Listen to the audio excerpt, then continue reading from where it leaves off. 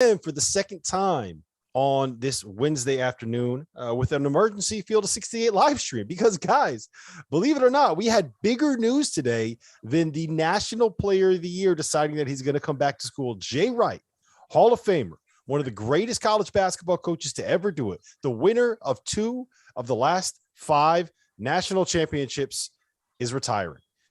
And I don't even know where to start with this, guys. Goodman, I'm going to go to you first. You are, if anyone's wondering why he's walking around, he is not waiting tables today. He is now in the bowels of the Boston Garden. He is at the Boston-Brooklyn playoff game. So, Goodman, we're going to let you say your piece first so you can get back for the second half. But, wow, what a day, huh? Yeah, I mean, like every year, Jay Wright would kind of say that he would think about retiring the last couple of years, but to do it at 60. And the thing with Jay is he's 60, but he looks like he's 50. So everybody who kind of thinks about it right now, they're thinking of Jay Wright as 50 years old, only a couple years removed now. I mean, they went to the Final Four this year, and they've won 2 titles in the last 6 years. So he is retiring at the top of his game.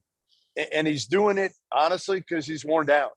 He's worn down. He wants to spend more time with the family. He's a guy who didn't go the route of the transfer portal very much, and he didn't want to. He's a guy who hasn't had to deal with the NIL very much. And now you're talking about when you're getting, top 50 players, you got to figure out the NIL. I think it's a combination from the people that I've talked to right now of it's the right time for Jay Wright at 60 years old, spend more time with his kids, spend more time with his wife, spend more time on the beach, and unwind. Because right now, college basketball, we talked about this earlier, Rob, it has changed so much in the last year. And I think a lot of coaches are guys getting older. I saw Case here tonight. Roy admitted it sped up the process for Roy Williams a little bit. I think everything sped up the process for Jay Wright. Yeah, it's one thing. I talked with a coach that just got he's a first-time head coach today, and he basically said to me, look, this is a 24/7, 365, full-time, nonstop gig, and it's something where you can't just go and golf all of April and May, and it's a grind. Fanta, I'm going to go to you on this. Can you just kind of put this into perspective a little bit for us when it comes to the Big East, when it comes to, I mean, that conference better than anybody. What does this mean for the conference as a whole? Well, Jay Wright is on. Real quick before you say something, Goodman, when you jump off the Zoom, it messes up the video feed. So if you could just give us 5 minutes without answering a text. Jay Wright is on the Big East Mount Rushmore, without question. He carried the torch for the league during a period in which many doubted the conference and questioned the conference, including Jay Wright. He said during the NCAA tournament that when the Big East reconfigured and when the reconfigured league revved up in 2013-14 with Xavier Butler and Creighton joining that Catholic 7 alignment, there were countless narratives, people around the sport of college basketball who said, you don't have football. You're not surviving in the current climate of college sports. The Big East has been a good league, a quality league, since it reconfigured. Jay Wright got it a seat at the big boy table by making Final Fours and by producing 2 national championships in 3 years. And frankly, there will never be another at Villanova. He is the greatest of all time at Villanova University. He is Villanova basketball. And what I think that this signified is everything that he poured into it. The fact that he was inducted into the Hall of Fame last September, he's already accomplished a Hall of Fame career. He's not retiring and then going back into coaching next year or in 2 years or in 3 years. The NBA has called countless times. Jay Wright has had many occurrences where he could have jumped to the NBA. He stayed home at Villanova. He stayed home at this small Catholic school outside of Philadelphia and built up the winningest program in college basketball over the last decade. This decision weighed on him. It took time to reach this point. He didn't just wake up and say, I'm retiring. But tonight, the night that this news breaks, It is the end of an all-time coaching era.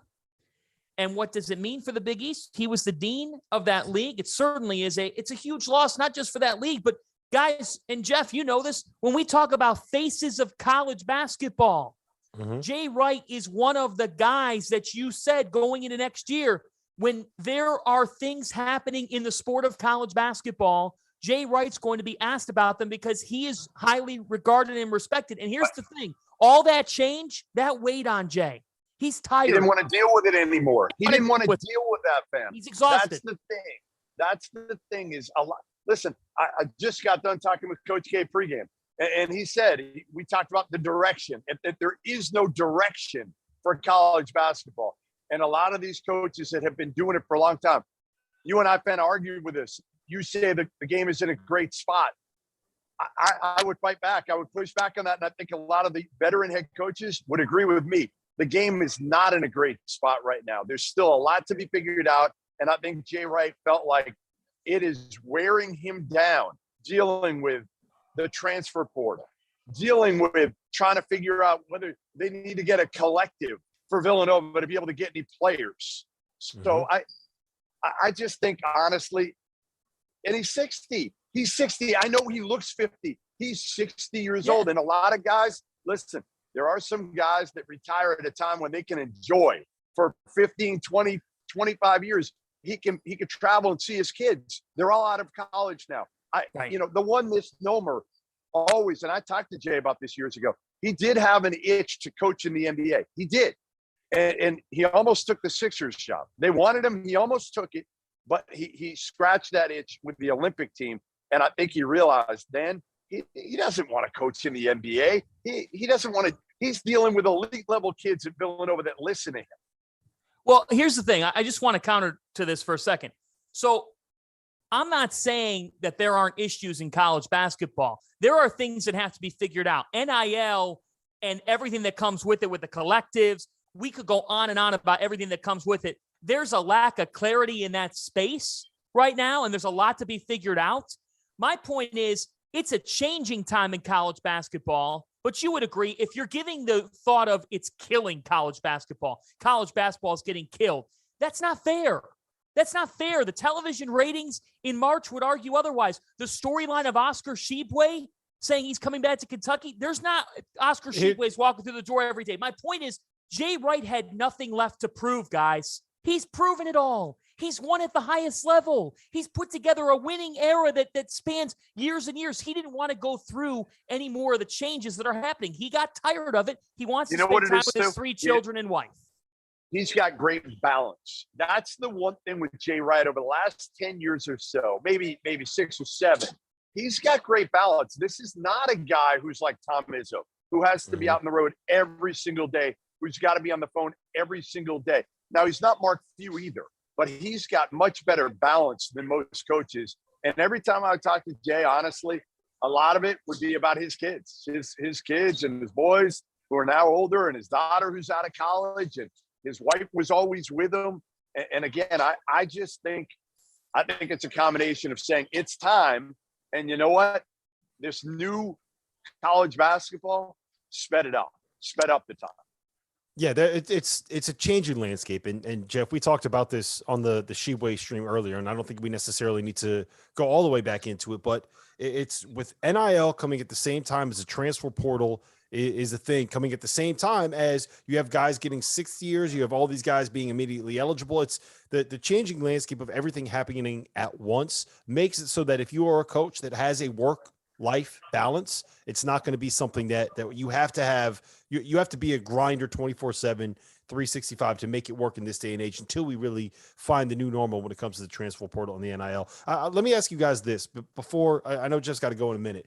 Before we lose you, we need to hit a little Kyle Neptune before you lose. No, that's that's literally what I was about to ask you. Is how do you feel about Kyle? How hard of a role? Like how big of shoes is he stepping into? Like, look, Shire had a year to kind of prepare himself for this, right? Hubert Davis is a guy that's been around the college ranks for a while. Kyle Neptune, I mean, what is he, like 33 years old? I swear, I feel like that dude was just playing the other day. Oh, Kyle Neptune's got to be closer to 40 than 33. But here's the thing. first of all, Jay's not going to leave Kyle Neptune with some great team. Okay, number one. And they're not recruiting. They're not recruiting like John Shire, who I just saw at Duke. Okay, so he's going to have a rebuilding job of sorts. And now you've got a Villanova program that the expectations are so high and probably unfairly so, because Villanova, unlike the last 6 years, that was at a different level. Like Fanta said, like they were rolling. They weren't just leading the Big East. They were leading the country. Yes. What he did. Yes. With culture guys, right? And Kyle Neptune can do that. He can keep the culture up.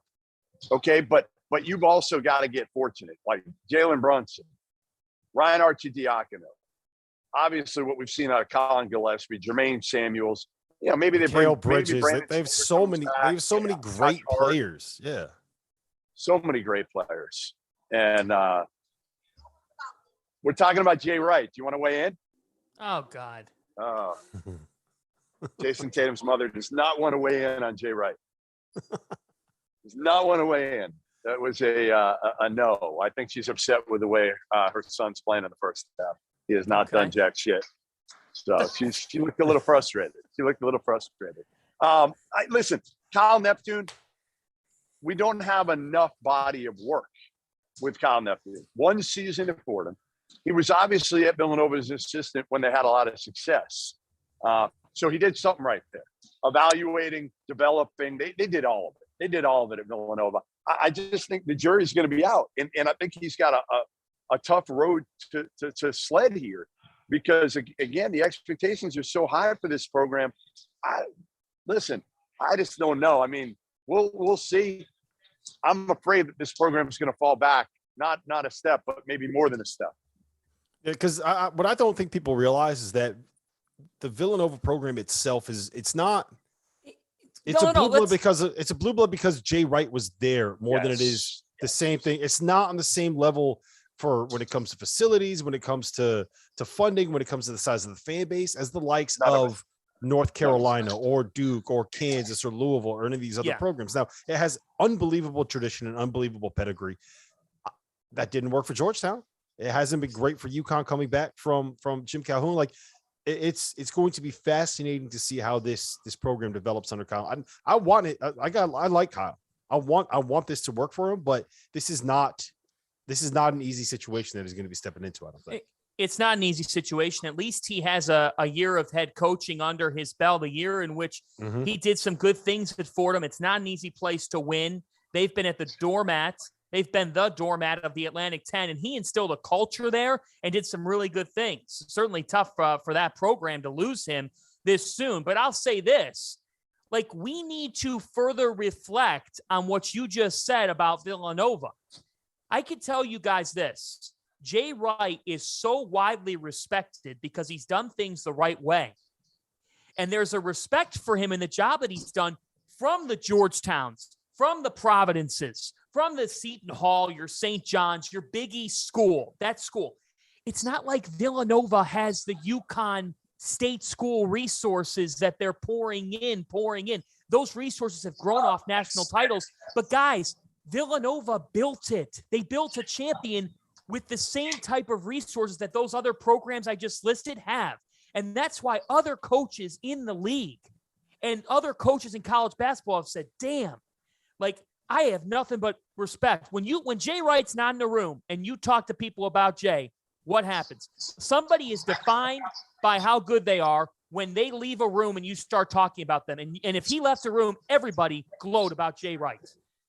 Listen, it was all about the Villanova culture. It was all about the Villanova culture. Everybody. I mean, I just talked to Scott Drew about it recently, and he said, like, we aspire to be Villanova.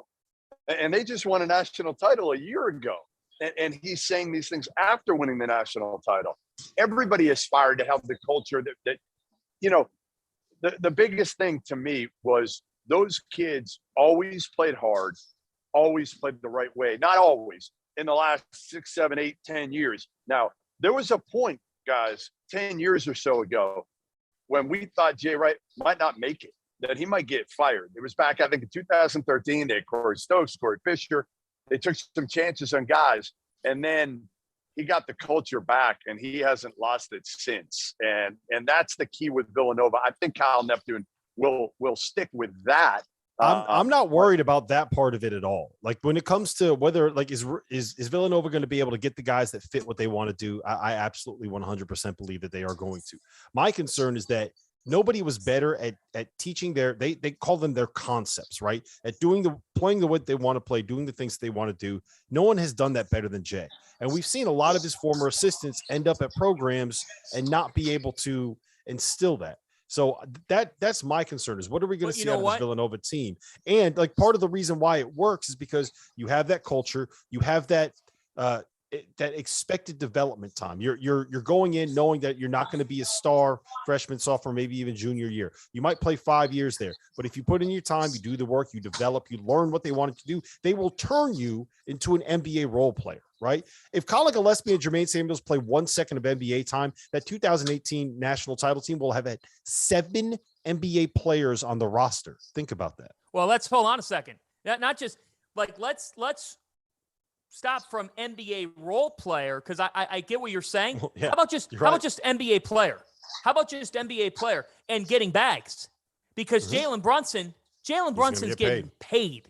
Jalen Brunson, did you watch? The only reason why the Suns were close last night to winning is because Mikal Bridges refused to stop putting in an effort. Those guys are different. They're built different. And I think, honestly, Jay looked at the culture of college basketball, and this is the other side of this. So this is where Jeff brought up my side of the argument, and I get it. Jay looked at the current climate in college basketball and said, can my system be as successful in the current climate? And the answer to that question is no. Yeah, he had one transfer on the roster. He wanted to build it with guys who were part of that program, stayed with that program, learned what it was like to play Villanova basketball. And I think he realized, like, I'm not sure I can keep doing it this way. So you know what? Maybe the time was now rather than fight it for a couple of years and try to figure this thing out and go portaling and figure out the NIL. You know, again, I just think Jay Wright enjoys life. I think he enjoys life away from basketball now. As you get older, you're young, Fanta. Dauster, you're not so young. Well, you're I knew that was coming. I knew that was coming. Than you look. How's that? But as you get older, listen, look at what I'm doing with my daughter now. I mean, it's different as you get older. It is. It's just you get a feel of like, hey, you know what? I want to enjoy the other things. I'm not as hell-bent on breaking every story anymore. I'm not. Jay Wright, like Fanta said, he's in the Hall of Fame. He's won 2 national titles. Right. He 10 years ago, if you told him he'd do that, he would have been like, where do I sign? There's no way in hell this happens. Yes. So I think he's appreciative now of what he's done and saying to himself, you know what? Yeah, maybe I could fight for a 3rd national title. I'm good with 2. I'm good with my career right now. I'm good to move on in my life. Jeff, while you're here, Jeff, while you're here quickly, you said you've realized something with your daughter. I'm just curious. Did COVID accelerate that or help that because you then were home? Yeah, I spent a ton of time with her, a ton of time with your family, and you understand how important that is. And then you start to travel a lot. And I'm sure Jay Wright is thinking right now, do I really want to go out 2 weeks in April? And then be on the phone every single night recruiting some of these transfers because he's got to reload right now. They're not, listen, going into this year, they have most of their guys back. He didn't have to do portaling. He didn't have to do a lot. Where now he's got to completely reload. You want to see the cutest kid in the world? I'm going to show you the cutest kid in the world. Right here. Look at Deuce. Deuce, smile. Deuce, smile for the camera. Say hello. All right. Enjoy the second half. Adorable. There's all right, Goodman, the second half started. Get out of here. I'm giving Dagan 1 second to be able to switch up the video before we get out of here. Get out of here, Jeff. Go. Leave. We don't want you. I'm booting you. Oh boy. There he goes. Yep. All right, okay. Fanta, let's you got about 10 more minutes for me. Let's talk about this a little bit. I got tons of time. I don't think I'm going to go to sleep tonight. Yeah, I know. It's wild, man. It's wild. I honestly did not think if I would have told you a year ago that Mike Krzyzewski, Roy Williams, and Jay Wright would all retire before Jim Boeheim does, would you have believed me? No, I would not have believed you, which there's a joke to be written or something to be said. I think Jim Boeheim might be around in 2075. There's certainly a fair share of my Newhouse friends who would like to think that and say that.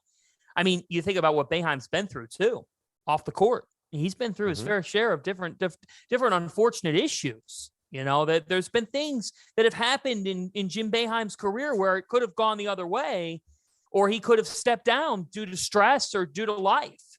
But I'll tell you, in the time that I've covered this sport, which has not been long, and I don't need to get into that, but it has not been long, this is as shell-shocked as I have been breaking a story by a wide margin, because it was the type of news I called you and told you we might have to be on standby for a potential breaking story in college basketball that's going to turn the sport upside down. And that is the thing here, folks.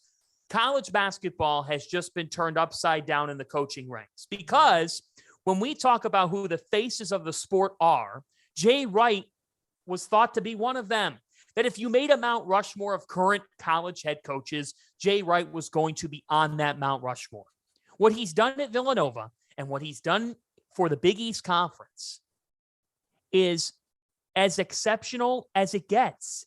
He brought a small Catholic school outside of Philadelphia and put them on the radar, in the middle of the radar in the world of college basketball. It wasn't sexy. It wasn't dropping bags. It wasn't doing things under the table. He did it the right way, did it with a sense of pride, and he got courted by the association several times. People in the NBA love Jay Wright. Do you know how many organizations would have killed to have him on their sidelines? He helped Greg Popovich. It's all you need to know. Greg Popovich considers him a great friend. They are great friends from their time with USA Basketball. Tonight marks the end of one of the great coaching careers, and it is interesting to see that this is the way it ended, Rob, that we're not ending with some sort of retirement tour or some sort of prolonged thing. Like, this is it. That's the most shell-shocking thing of it. That tomorrow the sun's going to rise. And by next week, there's going to be another breaking story that comes and goes. Here's what's wild about it to me is that there really wasn't all that much smoke, right? Like when Coach K announced his retirement, we all kind of, what's the best way to, like, there was scuttle, right? Like people talking with people like, hey, have you heard anything about Coach K potentially retiring? Like, I think it was like 6 weeks before that. There were rumors out there about it, right? When Roy Williams retired, like that had been something that had been talked about for like 2 or 3 years. But like, I don't know how much longer Roy has in this. I don't know if it's going to take forever. This one, you called me and I was like, what? Jay Wright? What the hell are you talking about, Fan? You probably thought I was crazy. No, first of all, I didn't. I didn't, just because I knew what you were like. I knew what you were about, right? So if you're telling me this, like, you know what, I gotta go chase this thing and see if it makes sense. But it's like there was no one expected this. Like, a lot of times you expect this, and I think part of the reason why it happened so quickly and it popped tonight. Like, I can tell you this: as of about 6:30, Colin Gillespie did not know that he was going to be retiring, right? I can tell you that that the team did not know until after it had already become public, right? So I think a lot of it got accelerated because of the word got. I don't think that this was the timeline necessarily that Jay wanted. I think because word got out, it was something where people started. Former players like Alan Ray just tweeted that he found out about it last night. He didn't want to believe it. There are people that knew about this, and that's what accelerated it. Villanova has their program banquet tomorrow. Mm-hmm. They have their team banquet with alums coming back and to celebrate a Final Four season. Like, let's not forget here. And think about this for a moment. I know it's a what if, but Rob, if Villanova had Justin Moore, what would have been your read on the Villanova-Kansas game? Just entertain me here for a second. I think that I love that matchup for Villanova, Okay. with Justin Moore. But I don't think you see where I'm going though. No, I do see where you're going, and I guess that's something that very well could have happened. Just imagine him going out on top. Think about it like this: we were just at the Final Four, and we saw the last time that Coach K and Jay Wright, two of what, like the five greatest coaches that in the last decade, we saw the last time that they were ever going to play. Yes. Right, and they both. It's incredible when you kind of. When that perspective is put on it. And I want to ask you this. Imagine if Freud had done a retirement tour. I'm just saying. Imagine if. I mean, Coach K's got to come back now, right? He can't get one up like this. Yeah, right. Don't start with that. We don't need that. I do want to, I'll say this too, as media guys in this, and I think it really does bear noting to the folks out there watching. I'm sure there's some Villanova fans out there who are pretty emotional right now. Like, this guy has been your world. If you're a Villanova fan or a Big East follower, or college basketball fan, like, we do have to bring this up. We don't have to, but I'm going to. Jay Wright is one of the genuinely good guys to cover. For us as reporters and media, we have to be critical of teams when they don't play well. We were critical of Villanova earlier this season. You can go back and watch. We talked about why they weren't any good. They got better and better and better, made the Final Four. We talked about why they made the Final Four, what they did. The point is, whether it was high, whether it was low, because there were lows. There were people who wrote off Jay. Goodman, I'm sure, wrote a column saying hot seat.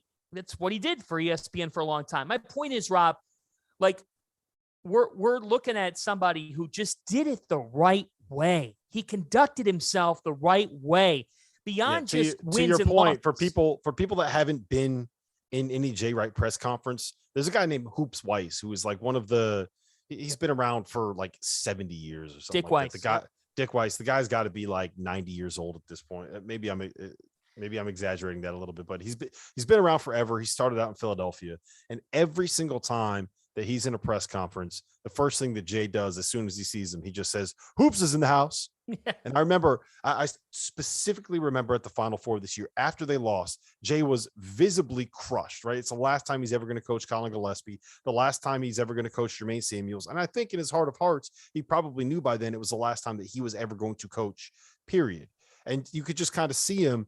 And the first question that gets asked is from Hoops. And Jay just sees him and he gets asked the question. He just kind of sits there for about a split second. He goes, I got to say it. Hoops is in the house. And then goes up and gives his answer. Yes. So it's just like that's just who he was. He was, for one of the first times that I ever really got to hang out with him, it was after a Villanova. I can't remember who they played in 2016, but they just opened up this brand new bar and restaurant right across the street from the Finn, like maybe a block away. And he brought a bunch of the media guys. Like, it was me, Dana O'Neill. There was another, I think, maybe someone else from the Athletic there, but he brought us with the staff, and we just hung out there and, had ourselves a beer, had ourselves a glass of wine, and gave us the time of day. Like, that's the thing about him that was so great. I want to, folks, that's a part of our industry, folks out there watching, like those types of coaches who also are able to say, let's talk about the sport. Let's talk about my team, or let's talk about you, like that. That's just who Jay has been. And it is the most amazing thing, the fit that he had at Villanova and the way that he built that program up to what it is. And I do think, Rob, like, to your point, the reason why there's certainly some curiosity with the state of Villanova and what they do going forward is that they've become a winning blue blood program, but the top reason for that is a basketball Hall of Famer. And now without him, what happens? Because the amount of pieces that you're losing here and the amount on that roster that you sit there and say, yeah, they're every year for the last 7 or 8 years, you could make an argument where you said Villanova was the most talented team in the Big East. Here's why. And heading into next year, even with Jay on the sidelines, Rob, this is what's interesting. Even with him on the sidelines, you right now probably would have said Creighton is the most talented team in the Big East. And if you didn't say Creighton, you would lean another way, or you would say, I don't think Villanova is the most talented team, but you give them the benefit of the doubt because they have Jay Wright on the sidelines. When you lose a figure as good as Jay, we do have to understand you don't just simply get the benefit of the doubt. It doesn't mean Kyle Neptune can't succeed there. I think Kyle Neptune is a fascinating leader who put his stamp on a very difficult program to put a stamp on, Fordham, this past year. But this is a really interesting scenario here and a fascinating transition because, Rob, Villanova needs players. Mm-hmm. Let me ask you this, Fanta. Let me ask you this, because there are two moments to me that really define Jay's legacy, right? And define what he meant, not just to Villanova basketball, but to the sport as a whole and kind of what he was as a coach. The first one was the 2016 national title game. Everyone remembers it. Chris Jenkins, greatest moment in NCAA tournament history. What I didn't see, I was sitting courtside for that. So I didn't see this until after the game had happened when I watched the replay of it. But the camera cuts, like there's a camera that's locked on him. And the shot goes up in the air. And what he does is the shot's up in the air. He says bang to himself while the ball is in the air, turns, no reaction, goes to shake Roy Williams' hand, see that Roy isn't coming to him, and just goes like this. No smile, no going nuts. Just calm demeanor, handled it. The other one that stood out to me was his last game when Colin Gillespie and Jermaine Samuels both checked out. They were both in tears. Two, Jay was very clearly getting emotional, and you got the hugs from them afterwards. So not only was it that stoic demeanor, but there's, like, we always hear about Duke's brotherhood, right? And I don't want to take anything away from that, but there's a genuine family atmosphere when it comes to Villanova basketball. Like, those guys come back, they work out together, they care about each other. Curtis Sumter does our Blue Blood on the Main Line podcast. He's always talking about those guys. Like, he legitimately has a personal relationship with every single member of that team. Yeah. Like, I need a Blue Blood on the Mainline podcast, like, in my feed in the morning to hear what Curtis has to say about all this. Mm-hmm. You're right. You're right, Rob. There's a different level.